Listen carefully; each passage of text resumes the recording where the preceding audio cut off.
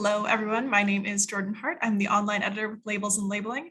And today I have the absolute pleasure of sitting down with Calvin Frost, and we are going to discuss his career and some sustainability trends.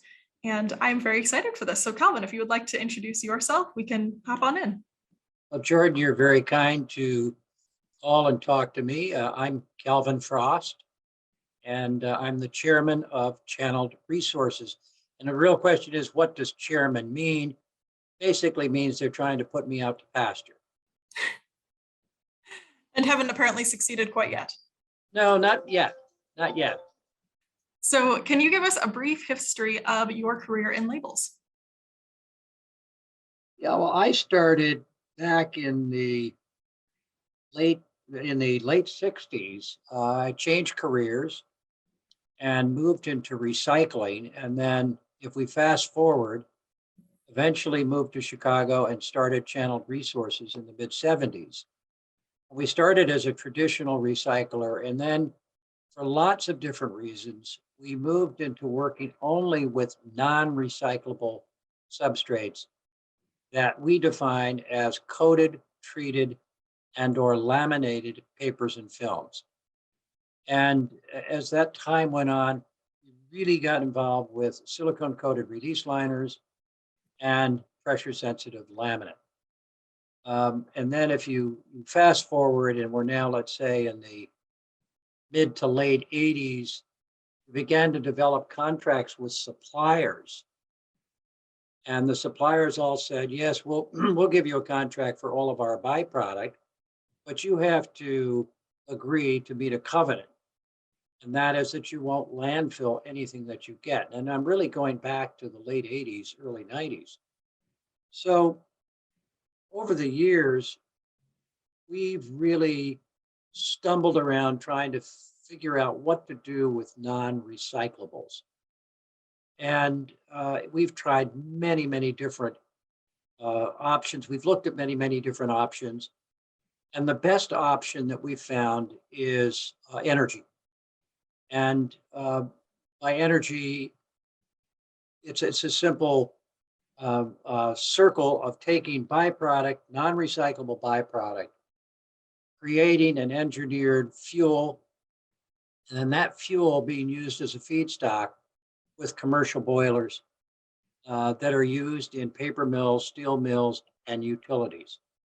So these are solid fuel boilers that have historically burned coal, and coal, of course, is fossil, generates huge amounts of carbon dioxide, CO2, and we're an alternative to doing that.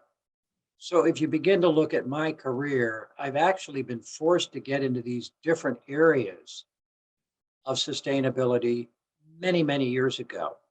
And it wasn't by choice, it really was by necessity, if that makes some sense. Yeah, and I actually was able to recently talk to Ginny Gandy at Channeled Resources, and she mentioned your passion for doing this waste to energy recovery. So I'm glad you got to elaborate a bit on that. Yeah. But you say you kind of were forced into sustainability, but what got you passionate about it, I would say? Well, what really got me passionate is if you look at our industry, and we've been involved in many, many different aspects of the industry, not just in the supply part, but on the converting part. We've had plants in Europe, we've had a plant in Asia, we have a strategic plant in a partnership in India. And the reason we exist is because of all this stuff that's being generated by our industry. And the passion, the focus has been, we as an industry need to do a better job. And I've been really focused on that for, I would say, a good 30 years. And it's been tough because most people, most companies, and the people in those companies are driven by bottom line results. How can I create profit? How can I create more profit? And if you look at today, what's happening with companies and who owns whom, it's really a lot of private equity now. Private equity wants to be sustainable, but they want to be profitable. And the PE guys are all trading amongst themselves. And it's all about bottom line profit. Sometimes being sustainable doesn't result in better bottom line profit. It results in higher costs. And so the passion has been to educate the supply chain and to educate the folks in each one of these industries that being more sustainable results in better bottom line profit. And it really, really does. It may seem that you've added cost today, but tomorrow you'll benefit from having done the right thing. Yeah, I think I that's a don't know huge if that makes sense, but No, it does, because everyone wants to be sustainable until they see the cost associated with those actions. And then it's, well, how sustainable do we really need to be? Versus what you said, like, if you're doing the right thing, there are long-term benefits to that. And that needs to be considered in those decisions as well. yeah, I mean, we have so many different examples. And I was with a company last week and we were talking about what do we do with their byproduct? And they're landfilling it now in the state of Massachusetts. The cost of landfilling in Massachusetts is now approaching $150 a ton. That's the tip fee. Okay, Mhm. that does not include the cost of freight from point A to point B. We can actually take their byproduct and move it here to the Midwest, and we can be cost neutral with their landfilling costs in Massachusetts. The same thing is true of California. We can be cost neutral by moving that material here to the Midwest for processing into a fuel product, a fuel application, than we can landfilling it in California. And the people will then say, well, what about the carbon footprint? Moving it from California or Massachusetts back here to the Midwest. The That was going to be answer, my next question. well, the answer to that is that we don't, these are not trucking companies that are making front hauls, they're making back hauls. They've delivered their products to Massachusetts, Connecticut, the East Coast, and or California. They need to get their trucks back here to the Midwest. So some of them have been coming back empty. Well, now we can take this material and at least get it back here at a reasonable cost, and we're not adding to the carbon footprint in any way. And now, who is the user of these fuel pellets? Does that go back to whoever created the waste, or are those just sold to the market? Well, that's a great question. There are two or three companies that make engineered fuel here in the Midwest. In fact, there are three that come to mind. We happen to work with one and have a relationship, a partnership with one in Green Bay, Wisconsin, and I happen to think they're the most sophisticated. And what we actually have created is a wonderful circularity. And here's what happens. The company generates byproduct, and I don't like to use the word waste because it isn't waste, it's really byproduct. We take the byproduct, we create a fuel out of it. The fuel is then sent as a feedstock, not as waste, as a raw material feedstock to the utility. Utility uses this non-waste feedstock to make renewable energy. That renewable energy is then sold back to the company generating the byproduct. You've created a closed loop. You've created circularity. If you've followed me in this circle, and it's a wonderful story for the company that's generated the byproduct in the very first place. In addition, that company gets what we call RECs, renewable energy credits. And we're competitive with other renewable energies like solar and wind, except solar and wind are intermittent. We don't know if the wind is going to blow or if the sun is going to shine. Ours is ongoing, consistent. That's number one. And number two, of course, many companies like an Amazon or an Apple don't have any byproduct. They're going out and they're just buying renewable energy. In the case of somebody like Avery Dennison or for Green Bay Packaging, where they have coating and laminating operations, they are generating non-recyclable byproduct. And it's wonderful to think about using that material, taking it to the place where we make the fuel, back to the utility, creating the energy, and then they buy the energy back. That's just an example of how this circularity would work. I just don't know of any other solution for byproduct. And I find this solution, this circularity, to be incredibly sustainable. And what a wonderful sales story for the company creating the byproduct in the first place. I mean, think what they can say to their stakeholders, their vendors, their employees.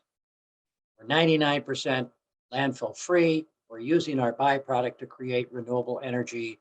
We've created a circularity solution for this material that we've been generating. Listen, this has gone on for 30 years. This is not anything that you throw a switch to. It's taken many, many years to get to this point. It's very sophisticated. It's hard to go back to the original generator of the byproduct because there's so many different bullet points in that company, whether it's purchasing, whether it's marketing, whether it's the energy department, whether it's operations. All of those people have to be involved in looking at this kind of solution. It is really complicated, time consuming. Yeah, and I think that one of the most powerful things is exactly what you said, having that fully closed circle. Because as an end user, when I'm putting something in my recycling bin and taking it out and it gets taken away, I have no clue what happens with that, if it even gets properly recycled or what it could become.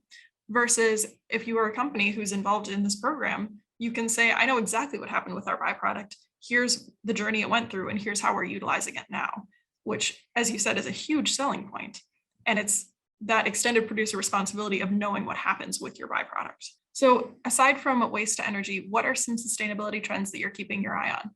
I think when we look at the products in our industry, I think companies have done a terrific job in downsizing in terms of basis weight and or thickness of films.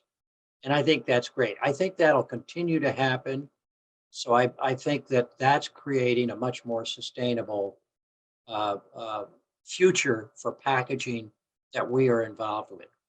When I think of sustainable trends, I think of the paper industry using certified forest, sustainable certified forest technology, following protocol, and reestablishing regrowth throughout not just America, but North America, but in Europe as well.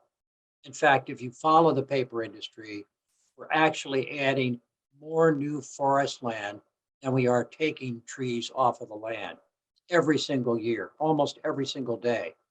I mean, they love to throw out the fact that the paper industry does that we're adding a football field every single day to our forest in North America and in Europe. That's I think amazing. about one of the things that I'm fascinated with is the creation of cellulosic films, and it's UPM over in Europe that's been doing this, and they're now this is not new product. They're actually marketing these kinds of cellulosic films. That's incredibly sustainable because obviously forests and cellulose is renewable versus films that come from petrochemicals. That's not renewable. It's all fossil oriented. Um, I think that packaging is finally beginning to, and I'm back to the brand owner here. The brand owner is finally beginning to become more conscious of where their packaging begins. So they're going back to the forest, they're going back to the oil field, and they're saying to their vendors, hey, what are you doing with your byproduct? Where does your raw material come from? Here's a scorecard. We want you to fill that out. Now they're getting much more granular in looking at what your actual bottom line uh, issues are. Where's your starting point? I think that is incredibly sustainable. I think the scorecards that we had that go back 10 or 15 years ago, I think it was Walmart and P&G, Procter and Gamble that started these scorecards. I don't think that they were as specific as they are today. And now they're really asking serious, serious questions. Everybody wants to know, what are you doing with your byproduct? Where is your raw material stream? Is it fossil? So I just find the entire packaging industry to be more focused and more authentic in being sincere with their requirements and suggestions and requests for information. Yeah, I absolutely agree. And I think that because there's so much good intention, there's a lot of progress being made, but there's also some room for ambiguity and greenwashing in our industry, which I'm sure you would agree is getting a little rampant. So from your perspective, how can we as an industry combat just sweeping broad strokes of sustainability or greenwashing? That's a tough one. And the reason it's tough for me is that I'm dealing with these things every day. I'm dealing with large corporations that say one thing and do another. And do I hold their feet to the fire? And who do I do that with? If you look at, who you're dealing with, if you're dealing with somebody at a certain level that really doesn't have any authority, does it really make sense to offend that person? Isn't it better to go to the person that's the decision maker and say, look, I just am not getting anywhere. You're continuing to do these things that are not sustainable, and yet your marketing people are calling you a green company. This becomes really complex. And, I'm at the point in my career where I don't mind saying what I honestly believe because what's the big deal? I want us to be a better industry. And if it means calling somebody on something, then so be it. But it becomes offensive to a lot of people and they get angry. And it makes me a bit controversial, which I really don't intend to be. But I don't think we're effective in helping the industry if we just lay back and don't say what we honestly believe. And so maybe that offends people, but it is what it is. And I'm at this point in my career where I just hope it doesn't hurt Cindy and Ginny. Yes, the legacy you leave in the industry.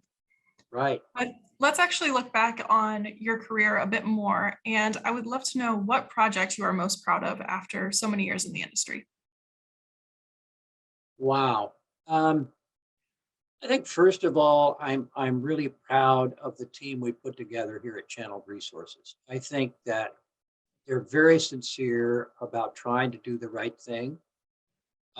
In our own small plant in Wisconsin, we've spent about $1 million in putting in takeaway equipment, packaging equipment, so that we actually automatically remove our materials, our byproduct. We put it into a package so it can be consumed easily uh, by the company making these fuel pellets.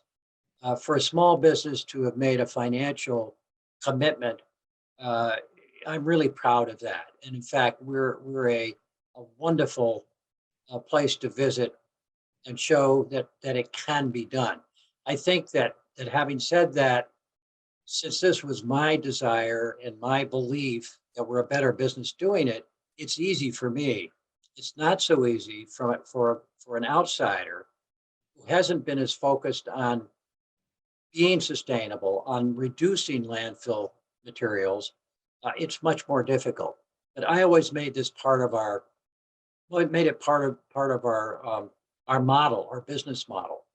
So I'm really proud of that. Our team and what we actually have done. And then, of course, I actually do see change going on here. I've been active primarily in the Western Hemisphere here and in Europe. Europe, it's moved much more quickly.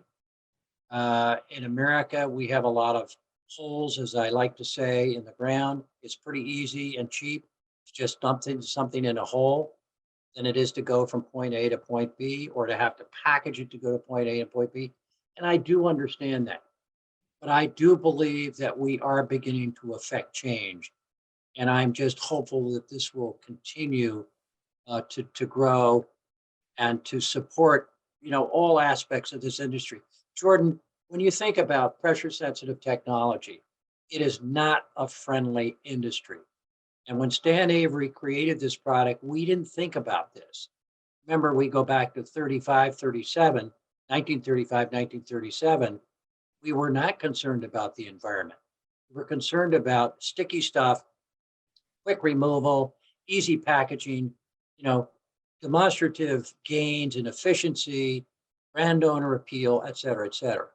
Now, all of a sudden, if Stan Avery were alive today, I promise you, he would be focused on sustainability. His people would be focused on developing the proper technologies that make this technology easier and more sustainable. And I'm convinced that that would have happened today.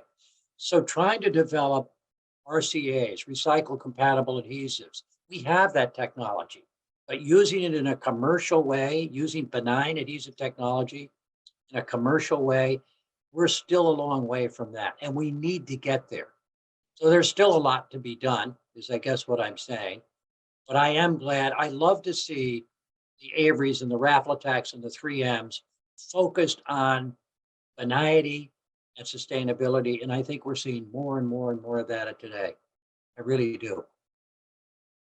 Yeah, I think we are coming up on a time of rapid improvement in this area because it is everyone's priority, because we are seeing that we've gone from a priority of just easy, sticky stuff to we only have one planet and we are impacting it and we need to minimize that. Yeah, and the only other thing that I would add is what I see is the young people today, and our own granddaughter, Ginny, would be a good example.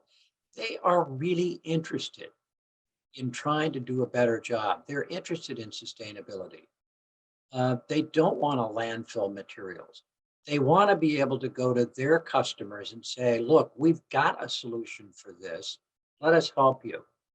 And I find that fascinating. So I think in our case, our third generation, I think younger people are much more focused on being careful, on being sustainable, and on creating products that are more benign and that aren't created for landfill, but are created for a useful end of life. I couldn't agree with you more. It is the young people that are so passionate about this. And like I said, I was fortunate enough to talk to your granddaughter, Ginny, about this. And for our lovely viewers, I can link that video so they can watch as well. But they are the exciting next wave who is going to carry sustainability forward. And it's been wonderful to chat with so many people in the industry about that.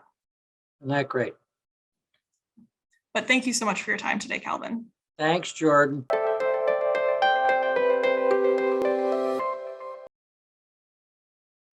Thank you for watching. If you enjoyed this video, please hit the like button and make sure to click the subscribe button at the top of the screen. You can see more videos from this playlist by clicking the video on the right or click the video on the left to see all of our other videos.